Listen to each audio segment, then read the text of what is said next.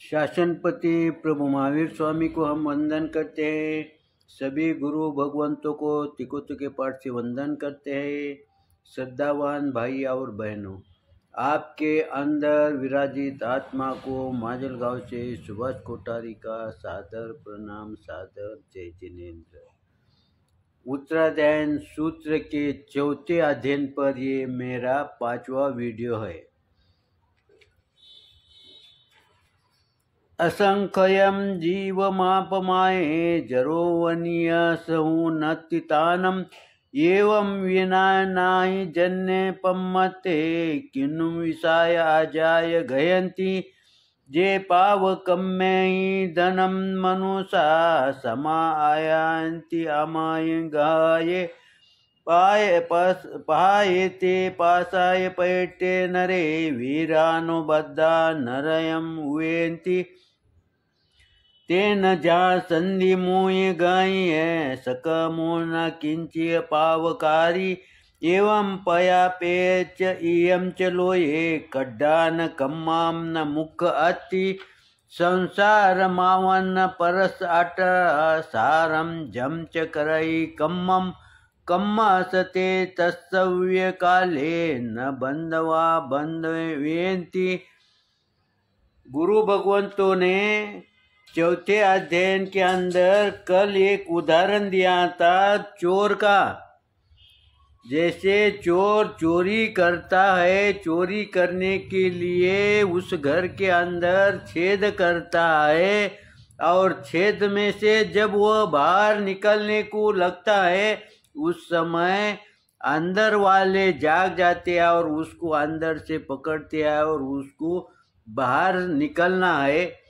उस समय उसकी जो अवस्था बनती है वही अवस्था हमारी बनती है। अब गुरु भगवंतों ने यहाँ पर चोर का उदाहरण क्यों दिया? उन्होंने और कोई दूसरा उदाहरण क्यों नहीं दिया? चोर का उदाहरण गुरु भगवंतों ने देने के अनेक कारण है। उसमें से एक कारण ये भी है, हम कैसे हैं? हम चोर है क्या? तो हमारे से भी चोरी होती है, लेकिन हम उसको चोरी मानते ही नहीं। जैसे रोज वही क्रिया अगर हम प्रतिदिन करने लगे तो हमारे को वो रूटीन मालूम होता है, उसका कोई दोष हमारे को दिखाई नहीं देता। इसीलिए हम भी व्यवहार के अंदर, धर्म के अंदर जो रूटीन बात है, जो गलत बात है, वो बार बार करने लगे तो वो हमारे को उचित मालूम होती है। तो गुरु भगवंतों ने हमारे को इस माध्यम से कहा है कि जैसा वो चोर को वो तकलीफ होती है, उसको दंड मिलता है, वैसे ही दंड तुम्हारे को भी मिलेगा। तुम यहाँ से छूटेंगे नहीं, भले ही यहाँ परिवार से छूट जाएंगे, समाज से छूट जाएंगे, गवर्नमेंट के नजर में तुम छूट जाएंगे, लेकिन प्रभु के नजर से तुम नहीं छूट पाओगे।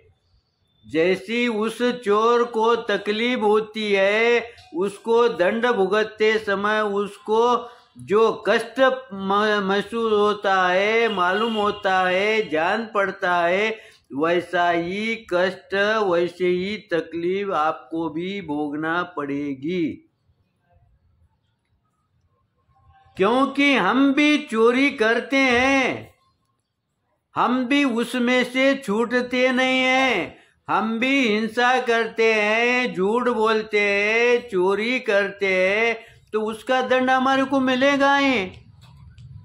तो ये दंड से बचने के लिए गुरु भगवंतों ने यहाँ पर ये उदाहरण चोर का दिया। अब हम इस दंड से कैसे बचेंगे? कल मेरे को एक भाई ने प्रश्न पूछा कि मेरी इच्छा होती है शास्त्र पढ़ना, लेकिन एक पेज पढ़ते के साथ मेरी इच्छा आगे पढ़ने की नहीं होती। एक तो नींद आती है या सुस्ती आती है या पढ़ने की इच्छा ही नहीं होती है, इसलिए मैं जबरदस्ती एक पेज ही पढ़ता हूं। तो फिर ये स्थिति क्यों आती है?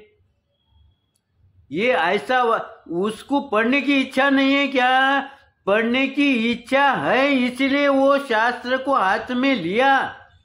लेकिन जैसा ही वो शास्त्र पढ़ता है, लेता है, उस समय एक पेज पढ़ते के साथ उसकी रुचि गायब हो जाती है। ऐसा क्यों होता है? अब हम कहेंगे कि उसका पाप कर्म का उदय है, उसके अशुभ कर्म का उदय है।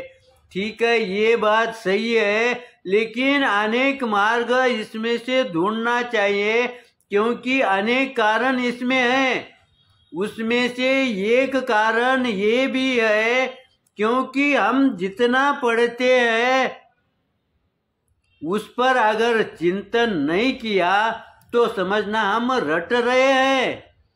जैसा तोता रटता है वैसा हम रट रहे हैं। लेकिन अगर हमने वही जो एक पेज के बजाय समझो आधा पेज, एक पैराग्राफ भी हमने पढ़ लिया और उस पर अगर हमने चिंतन किया कि प्रभु ने इस पैराग्राफ के अंदर, इस परिच्छेद के अंदर क्या करने को कहा है, अगर हमने उसको अच्छी तरह से उसके अर्थ को समझ लिया, जान लिया, चिंतन किया, तो हमारे ध्यान में वो बात आएगी और उस समय हमारे को रुचि जागृत होगी। उस समय हमारे को वो बात आगे कैसी है, क्या प्रभु ने कहा, जिसकी रुचि बढ़ेगी। जैसा हम कोई पहले कभी कभी डिटेक्टिव किताब पढ़ते थे, वो पहले 5-10 पेज पढ़े तब तक हमारे को रुचि नहीं आती थी। लेकिन जैसा ही वो आगे पढ़ते गए, उस समय अगर कोई भाई बीच में आया तो हमारे को क्रोध जागृत होता था। उस समय हम कहते थे ठीक है तुम्हारा काम है ना, मेरे को बाद में बोलो। वो पूरी किताब पढ़ ही लेता था, क्योंकि वो उस कथा के जो मायने है, जो कथा का उद्देश्य है, उससे वो जुड़ गया। आज हम वो जो प्रभु भगवान शास्त्र के अंदर जो बात कहते हैं उसको हम जुड़ रहे नहीं है, हम उसको जुड़ गए तो हमारे को उसमें रुचि आने लगेगी। वैसा ही गुरु भगवंत कहते हैं, हम भी जीवन के अंदर, परिवार के अंदर, संसार कार्य करते समय हम अनेक प्रकार की चोरी करते हैं, लेकिन हम उसको चोरी नहीं मानते। तुम नहीं मानने से क्या होने वाला? तुम उसमें से छूटने वाले हैं क्या? तुम उसमें से छूटने वाले नहीं हैं। उसका दोष तुम्हारे को वो लगेगा ही, उसका दोष आपको भोगना ही पड़ेगा। इसीलिए गुरु भगवंत ने हमारे को चिंतन करने के लिए मजबूर किया है। चोर थोड़ी देर के लिए रास्ता बनाता है, उतने के लिए उसको कितनी हिंसा भोगनी पड़ती है। फिर तुम तो जीवन भर चोरी कर रहे हैं, प्रतिपल चोरी कर रहे हैं, प्रतिदिन चोरी हो रही है, प्रतिदिन हम झूठ बोल रहे हैं। इसका अवलोकन करो, तुम उसको ढूंढो।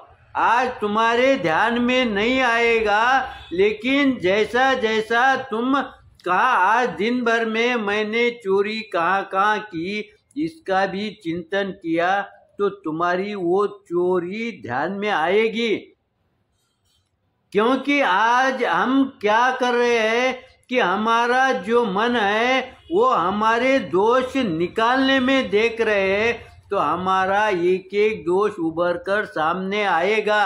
और जैसा जैसा दोष सामने आएगा वैसा वैसा हमारे ध्यान में ये बात आएगी, गुरु भगवंतों ने कहा कि इस दोष का ये प्रायश्चित है, इस दोष का ये दंड है। ये बात जैसे जैसे हमारे ध्यान में आएगी तब हमारा वो चोरी करने के प्रति हमारे को द्वेष हमारे पर आएगा। वो उसका परिणाम क्या है ये हमारे ध्यान में आएगा। जैसा ही ध्यान में आएगा तो हम उससे परावर्तित होंगे, क्योंकि अभी प्रमाद के कारण हमारे को वो दोष ध्यान में नहीं आता है। लेकिन जैसा जैसा चिंतन करेंगे वैसा वैसा प्रमाद हमारा कम होते जाएगा, और जैसा ही प्रमाद कम होगा तो हमारे को हमारे दोष दिखने लगेंगे। इस तरह के चिंतन के अंदर कुछ गलत हुआ होगा तो आप मुझे क्षमा करेंगे, सही होगा तो लाइक करेंगे, शेयर करेंगे। इसी आशा के साथ ओम शांति।